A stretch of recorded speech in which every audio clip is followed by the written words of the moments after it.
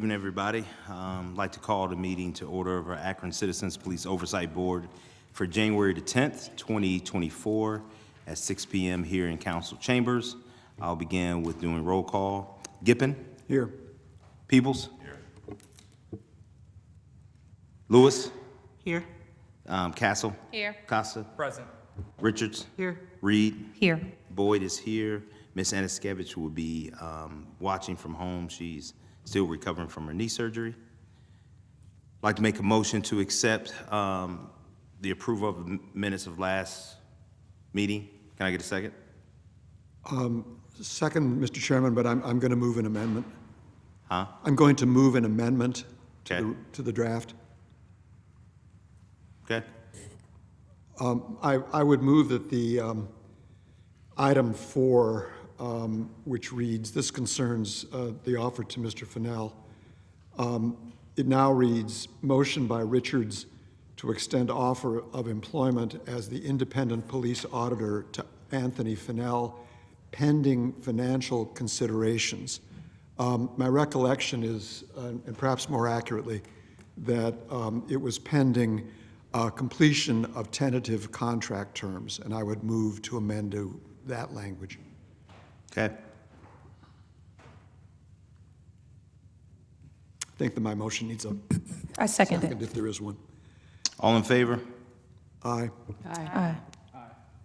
Mr. Chairman, I'd move approval of the minutes as amended.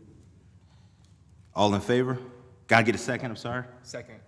All in favor? Aye. Aye. Aye. Okay. All righty. We'll move forward to item number 3 on our agenda, which is public comments. Is there anyone that has a public comment? Come forward.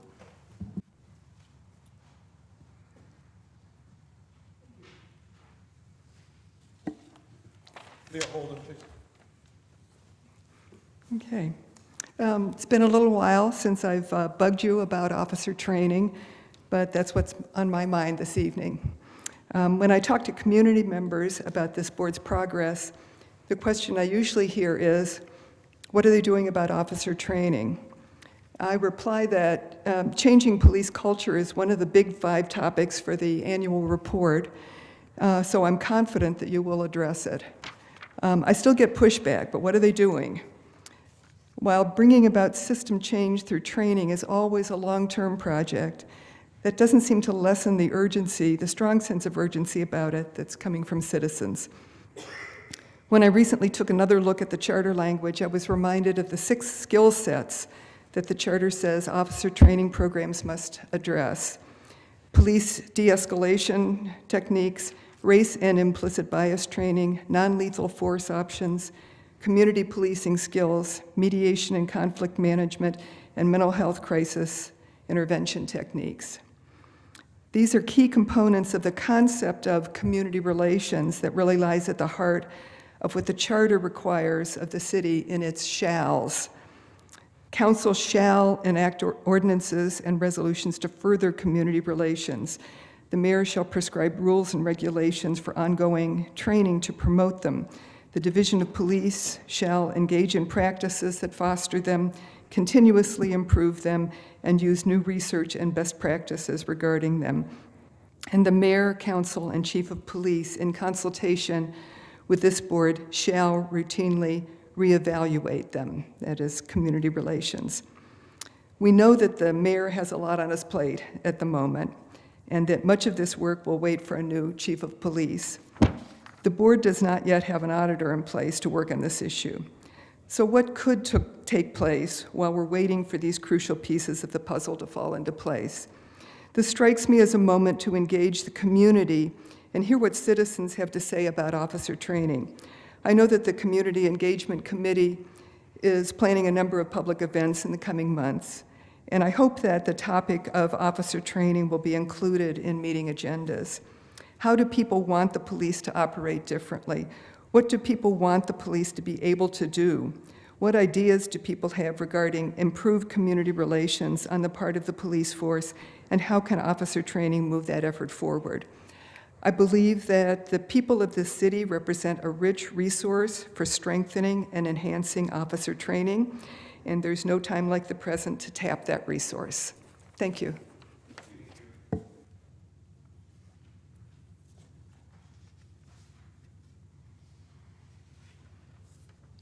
I don't believe there are any other requests, Mr. Chairman. All right.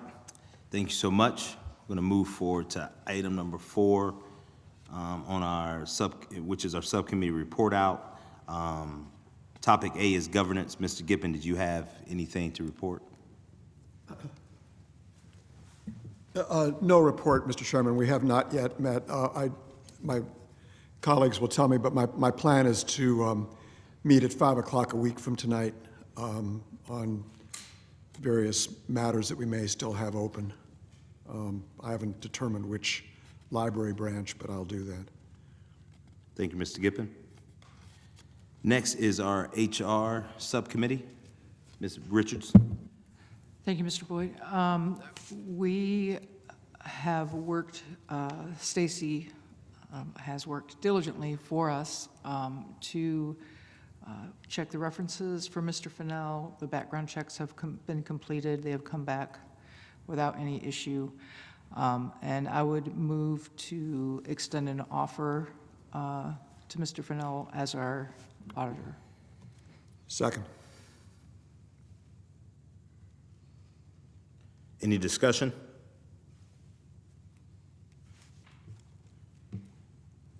I do just want to add, Bev, would you mind just kind of outlining the offer that was extended? Yes, Mr. Costa and I, Mr. Costa, not me, he worked with finance and came to the conclusion that we could afford what he requested, which is $120,000. He also requested moving expenses, and we did not offer moving expenses, and he accepted that. He is also waiving any benefit package, and as in health insurance, things like that. He'll still receive PTO, days off, with the understanding that if that situation changes, it will affect his salary, and he is in agreement with that. Ms. Richards, were these the only 2 references that we're able to acquire? Tonight, she did mention that. Stacy, did you want to answer that? I have someone that I've been playing contact from Seattle, and she just emailed me while I was here. She said, those are the only references I've been able to actually talk to people so far. We have another person that between 8 and 11 Pacific time tomorrow, I should be able to connect with her. I do want to note right now, anyone who's viewing and to the audience, we are passing around the results of the references. So there were 2 references. One was the chief of police from the New Orleans Police Department, who was a former chief of Oakland, which is a department that Mr. Fennell worked with, and then also the captain of police in Indianapolis. So right now, the paperwork that you see is passing is the references that were received from Mr. Fennell. And just to give you a brief synopsis, the references were pretty straightforward. The questions were the same, and he had high scores from both of those individuals. One of them he still has a personal relationship with, and it looks like the other he's no longer in contact with, but he still scored pretty high. Everyone's able to view that. I don't know if anyone else wants to comment.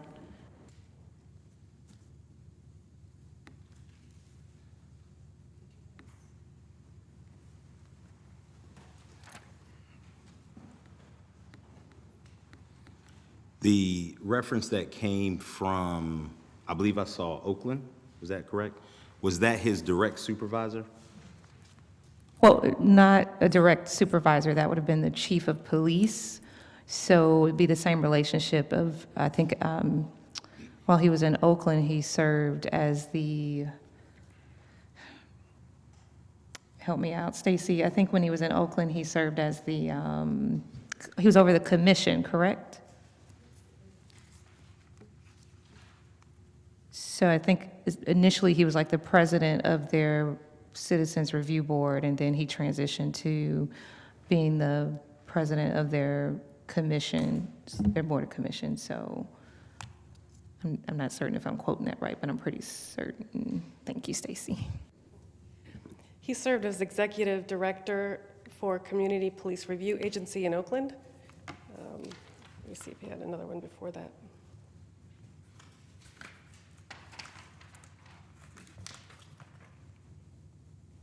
And before that, he was still executive director of Citizens Police Review Board. So it did change from the Citizens Police Review Board to Community Police Review Agency. So to kind of give a good comparison, Kemp, he kind of was in your position, and then he transitioned to being over their commission. So he would have been essentially it's the equivalent of a chair of a Citizens Police Oversight Board. Okay. And he was so was he an auditor? He was an auditor in Oakland, I'm sorry, in Seattle, excuse me. And I'm sorry, I just don't have his, And we have a reference from Seattle, correct? we are waiting, that's coming tomorrow. Oh, that's the one we're waiting on, okay. Awesome. And maybe, Ms. Richards or Stacy, you all may have this answer. I was thinking about this earlier. When he was in Oakland working and also Seattle, was him and his family living in those areas, or where he's always been commuting back and forth? Okay.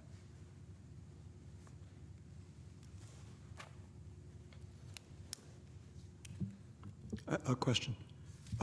Do we know his intentions concerning his consulting business? Could you elaborate? Beg pardon?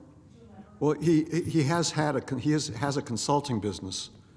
Do we know whether he intends to continue it or give it up? Have we asked that? I did not ask that. Okay. Mr. Gippen, I'd like to hear a little bit more about why we would expect him to give up that. What are the expectations of? Well, my expectation, frankly, is that this is a full-time job and would not permit any other employment. I mean, we understand that he is the president of NACOL, and that will have some time demands that he explained to us and seemed perfectly fine. But my expectation is that this would be his only professional endeavor. Do you know what the nature of his consulting business is for the public? Only as it's described in his resume. He provides consultancy to police oversight agencies. So I would imagine that's going to be very similar to what he does in his current role with NACOL. He offers a lot of consulting to different agencies, but I guess it would be his own private business. But I would imagine the role would be very similar and may not require, oh, sorry, go ahead. I don't think so. I mean, my impression is that the consultancy to agencies, of which something I hope we take advantage of too, is done by the professional staff, not by the volunteer board or the volunteer board leadership.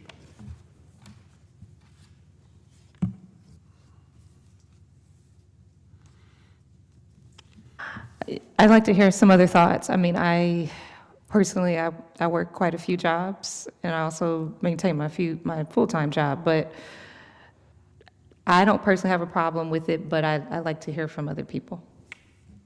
I mean, legally, I don't think that we actually can obligate him to not be working in another role. I think my concern is more so just us being clear that it's delineated that he's operating at capacity as an auditor and not versus a consulting capacity when he is overseeing and engaging in various activities on behalf of the board. So I think I would want some clarity with respect to his intent for his consulting practice for that purpose.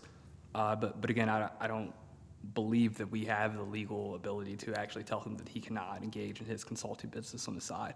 But Mr. Gippen, I do echo your concerns in terms of us being clear that the expectation is that his focus is on the auditor role and that he's being mindful of his own personal bandwidth. I think legally, we could contractually request that of him, if you like. I mean, that could be a condition of his contract. I'm not so concerned about it that I would, change my vote from how I voted 2 weeks ago, but it's something I think we should take up with them. Frankly, Ms. Holden raised the question with me before the meeting, and I thought it was a very good question.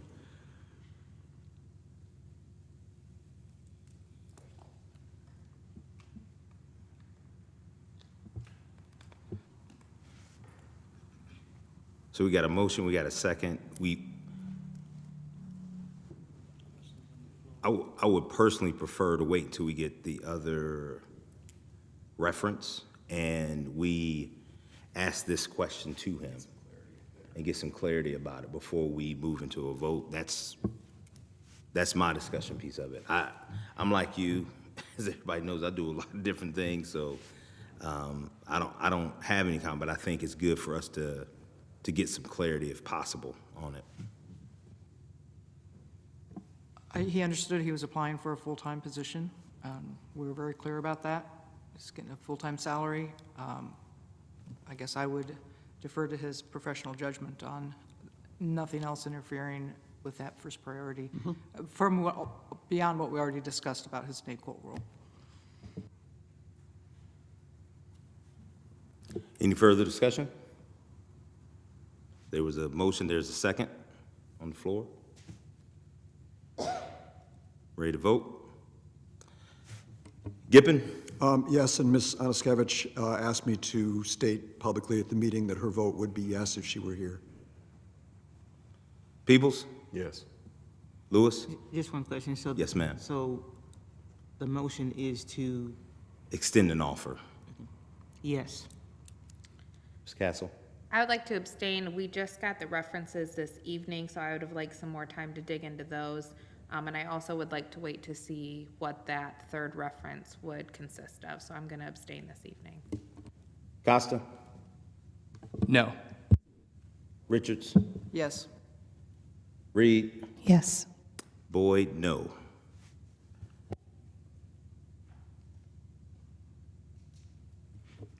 The vote is 4 yeses, 3 noes, and 1 abstention. So the motion passes. The motion does not pass. It requires a 2/3 majority. So the issue would have to be brought up. That does not foreclose the issue being brought up subsequently, but the motion failed because it did not have 2/3.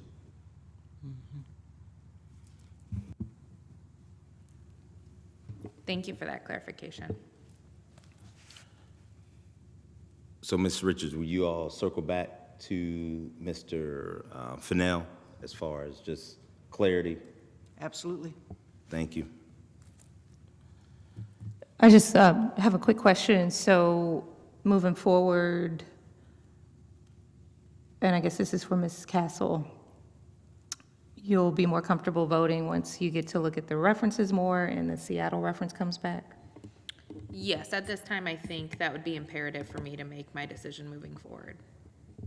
Okay, and because we had 2 no's, and I'm just wondering, I'm just looking at the pathways of getting to 2/3. Well, my no is similar. I'd love to see the other reference because I think that reference is important. That's where he worked at, and I would like to see the other reference. So hypothetically, comes back horrible. So you got 2 great references and 1 bad one. What's that? Where does that lead us? I think that'll be a discussion for the next time it comes up. Until we get it, we don't know. I'm in a similar position. I just think it'd be prudent to make sure that we've got all of our references checked first. I agree. I'm just trying to see the pathway because I'm concerned about delay, and what that could mean for us filling this position with this type of candidate, that's all. But I honestly respect everybody's positions, and I'm just trying to get a feel for when this is going to actually happen, that's all. And I would say, Ms. Reed, if we get the reference back tomorrow, I'm fine with having an emergency meeting if we need to move this forward. Yep. All right. Mr. Costa, do you have anything from finance? I don't want to overlook that. If you don't, it's fine. Just the quick update. Myself and Chairman Boyd met with Steve Fricker in the Budget and Finance Office for the City of Akron on last Friday to have a meeting specifically around our labor budget going into 2024, as well as, again, I believe, again, Tuesday, so yesterday, with respect to do a line-by-line item review of our budget as we anticipated to be for the 2024 year. So we have some additional things that I think we need to circle back on with respect to how we just inspect in terms of what we need moving forward this year. But I'm confident that we're going to have the resources that we need to operate moving forward. Our budget won't be finalized until likely around March. And so there are some things that we kind of needed to address with respect to some carryover from last year. One of them in particular being the contract with the Center for Marketing Research. That contract is still being processed by legal. And we did ask to put a little bit of sense of urgency there. Otherwise, I think that the budget process is carrying forward kind of as a matter of course, and happy to address any questions if anyone has any. Just want to extend a sincere sense of gratitude to Mr. Vicker and also Mr. Costa. I know I learned a lot going through it. We even learned some things from a standpoint of our community engagement budget and kind of what some of those line items meant. So taking that time to work through that was, I think, really beneficial. I know at least for myself. So Mr. Costa, thank you for carrying the weight of that, because I know it's been challenging at times, but I'm really appreciative as we move forward. Any other comments for Ms. Richards or Ms. Costa? We move forward. Probably be a good look the next go around, since it was centered around some things with regard to community engagement, to have that community engagement person there, especially since you gathered some additional information. I did speak with Mr. Fricker's office, and he did share that for whatever reason it's still in legal. And did you find out from legal what that meant? So I did not get an update from legal. My assessment is really that it's probably in the queue. It's been assigned to someone, and they're still revising the form to prepare it to be executed on the other end. But I will circle back with you and provide you personally with an update there to try to see if we can get some movement. Yeah, it's been since October, so I think that. Mr. Chair, this is for Brandon and Mr. Gippen in particular. I'm just kind of trying to carve a pathway for expediting some of these processes. Is there any way that we could, as an independent board, do we always have to go through the City of Akron Law Department for these type of contracts for approval like this, or is there any pathway around that? Because October, that's ridiculous. On this one, I don't think so. I mean, I think there's a separate question that I think we need to continue to be in discussion with the new administration about whether in general it would be beneficial for us to have independent legal counsel. But for contracts, the contract is with the city. It is not with us as a board. So the city law department, city finance have to be involved in it. So typically, do we have a turnaround time? I think that's the question on the floor. I have no idea. Because the turnaround time is too ambiguous, and the idea that it's sitting in queue, to me, is not a sufficient answer, because October, November, December, January, and it was date stamped specifically. So we just haven't been able to get a clear-cut response as to why that is, other than it's sitting in queue. That's not a good answer. Legally, they're not under any time frame.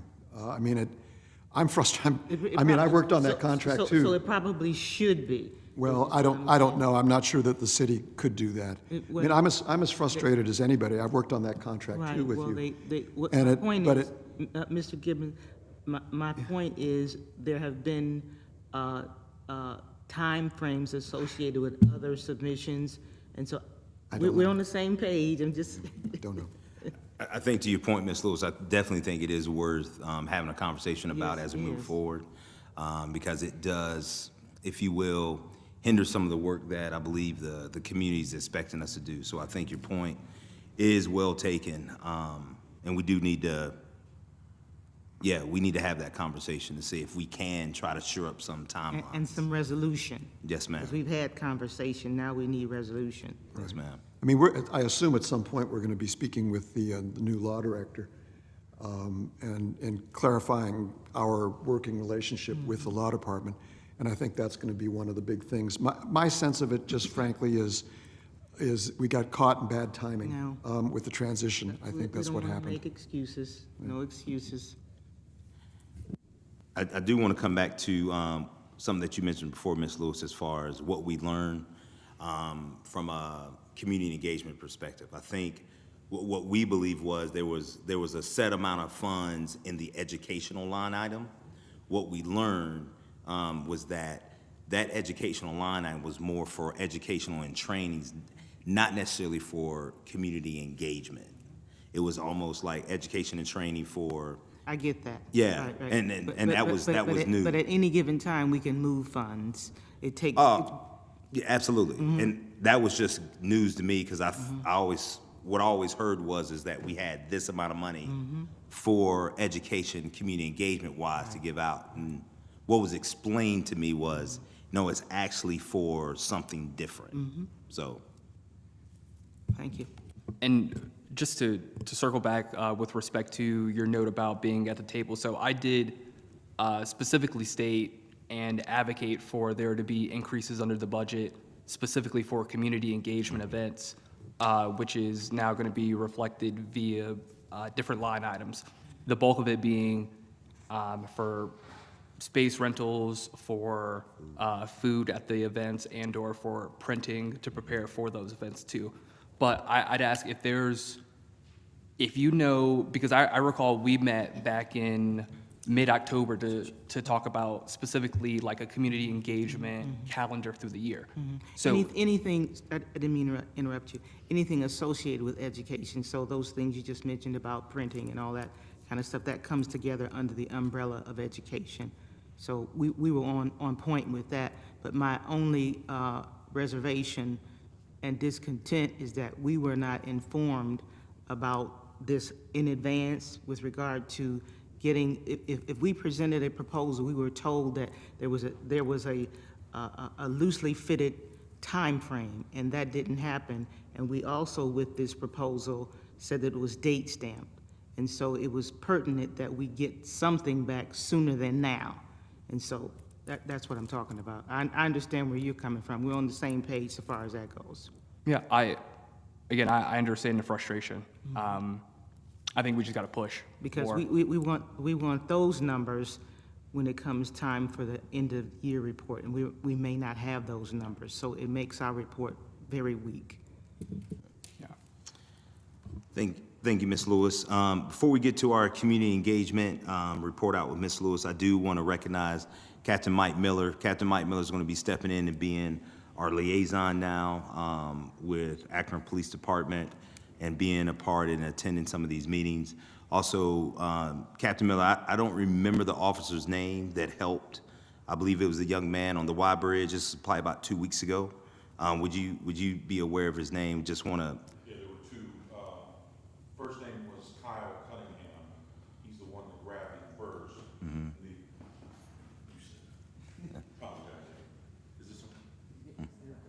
Okay. Yes. First of all, thanks for this opportunity to sit you all in this space. I'm honored on behalf of the police department to do that. To your question, the first officer was Kyle Cunningham. He was the first to grab the gentleman on the bridge, and the second is, his name escapes me, his first name, Jason Sams was the second officer. S-A-M-S is his last name. Absolutely.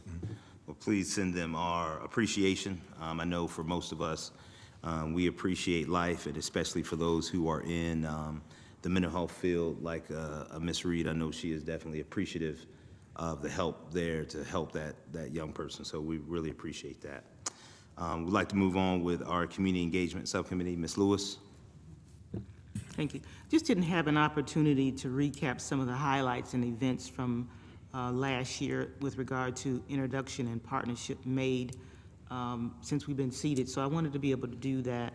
Of course, you know, one of our first events was the Bukto Ujima Circle, Hoops for Coop fundraiser and health fair, Putting with Police, the jointly sponsored NAACP and Freedom Bloc special called meeting with regard to the jury verdict, Incognito question and answer conversation, the protest march after the no bill, our first meet and greet, Faith and Blue, Summit County Assault Prevention Workshop, Neighborhood Network, and the roll call and ride-alongs that we participated in. So that's just a recap of some of the things that we did, and I wanted to make sure we put that on the floor.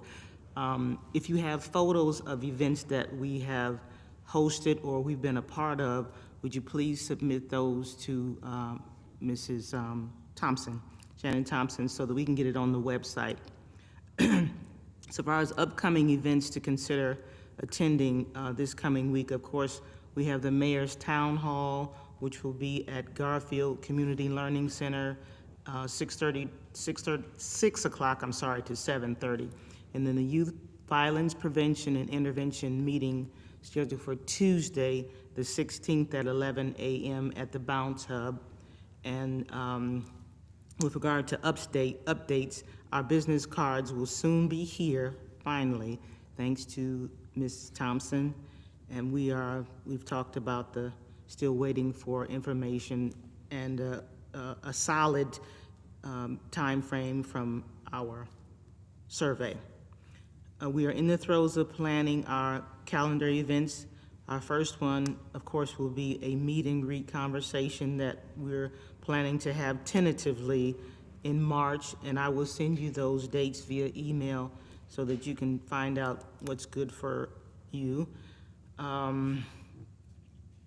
me see, is there anything else? And of course, we know those things that we'll take with us, the frequently asked questions and a general overview with regard to where we are as a board. And then lastly,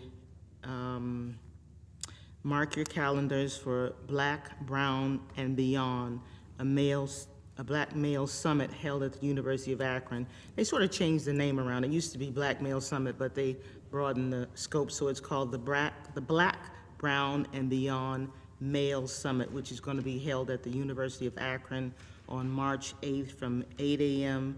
to 4:30 p.m. at the Gene Hauer Student Union. And that's all I have. Ms. Lewis, could you give the location again for tomorrow's town hall?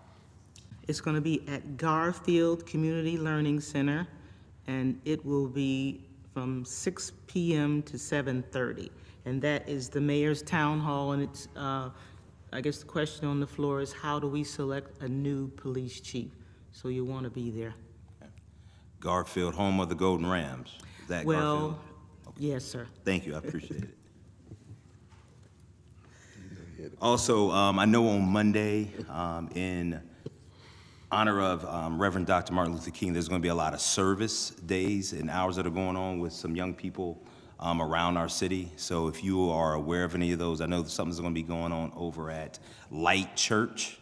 And those service times are going to be from 10 to 12:30. I know there's different Akron Public School students that are going to be participating. I believe if you go on Akron Public Schools, and there's a flyer that I can circulate, but it's going to be a lot of young people out. So if it's happening in your ward or where you live at, it might just be good to get out, show some support, and get to serve and meet with some young people. And the Urban League, of course, has their yearly event along with the Akron Summit County Public Library. Yeah, the breakfast. Yeah, the breakfast on the 16th. Absolutely. Thank you, Ms. Lewis. Any questions for Ms. Lewis before we move on? Thank you, Ms. Lewis. Now we'll go to our Complaints Review Subcommittee and Mr. Peoples. Mr. Peoples.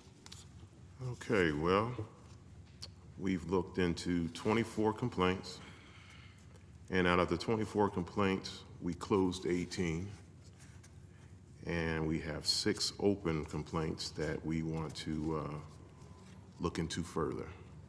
And basically, that's due to use of force and policy and procedures. Absolutely.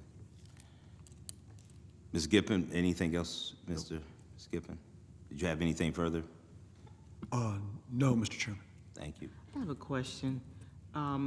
We had a complaint last year, probably about 2 months after we were seated, Ms. Young.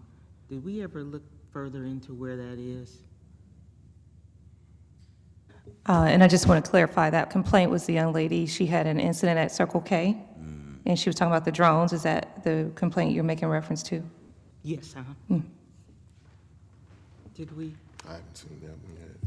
Mr. Gibbons, you know of any? I know what you're talking about. I don't think we've seen a completed report on that yet. Okay. Do we have a name, It's Young. her last name Ms. is- Young? It can, if we have it, it should be in the tracker. And the tracker is up to date, so everybody has access to it.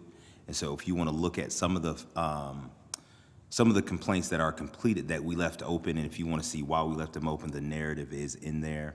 But we will check in the tracker for Ms. Young, if you don't mind doing that for us. Shannon, that would be appreciated.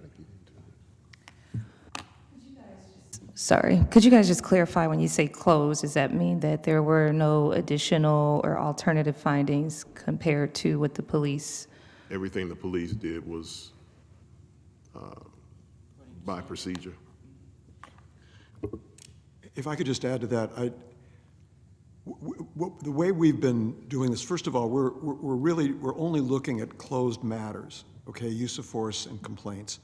And it's just a paper review. We're looking at what we've gotten from the department. I think I can speak for all 3 members of the committee on this one. We have not just looked at whether procedure was followed. We have looked at whether we felt that the conduct as it's reported and the result of the department's result seemed appropriate. And it's really more on that basis that the complaints which were leaving open, this group of 6, and then there were some, you may recall, from the prior 2 weeks, they're really based more on our sense of still having questions about whether what happened was appropriate, not just whether it complied with procedure. So a lot of times, I know a little bit about what you guys are doing, but I don't know exactly. So I'm just asking for clarity. There will be spaces where there's like body cam footage and so forth. Are you guys reviewing? No? Okay. Not yet, no. We're only looking at the paper. Yeah. And it's a pretty cursory review, frankly. And if we have any one of us, sees a reason to want to leave it open for further pursuit, then it's left open. But it's just a paper, it's just a document review, desk review, if you like. Last but not least, I want to thank you guys for kind of taking on that task. I know it's a lot of work just from my distant experience with what that entails. I do want to say formally, because we've had some complaints come through via email, whether or not their complaint has been reviewed and so forth. So it is my intent this week I'm going to sit down and kind of go through some of the emails. We'll see if that information is in the tracker, and we'll try to backtrack. And we will have Shannon get in touch with you all to kind of give you an update. And unfortunately, just because of the amount of work that it takes, and it really does require the attention of a full-time position, when Shannon makes contact with you all within the next week or two, it may be something that will have to be turned over into the hands of our new auditor when they start to actually fully go back and see what happened and to move forward with that. So just to get some updates on some of the emails that we've received from the community stating that they have not heard anything back, we're going to start kind of looking into some of what has happened where that case is and just making sure that we are up to date on communicating the process with you all. Just for clarification, I have one question. So in our last report from the review committee, we said that there were 6 that we were going to hopefully pass on to the auditor when they come. So these 6 you reported today, those are in addition to the other 6, so we're looking at 12 total? Perfect, thank you so much. Any further questions? Thank you so much, Mr. Peoples, and to your committee. You're welcome, welcome. At this time, I'd like to make a motion to go into executive session. Personnel matters. Second. All in favor, Gippon, Yes. Peoples, Yes. Lewis, Castle, Yes. Costa, Yes. Richards. Yes. Reed, Yes. Boyd, yes. Thank you so much. Mr. Chairman, could I ask, do you contemplate we're going to have to do any business after we No. come out of executive session? Thank you. Could I just take a... Thank you, everybody. Captain, how are you? We're going to be at the Black Brown, whatever the new name of it is.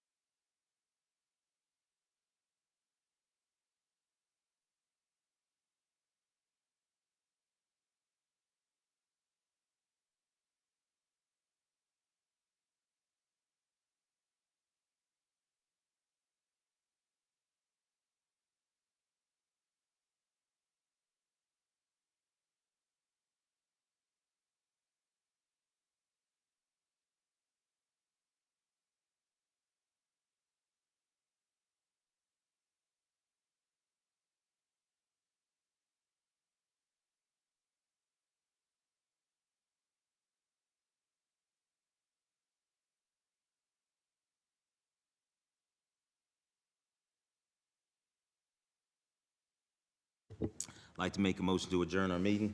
Can I get a second? All in favor? Aye. Have a good evening. Be safe, everyone.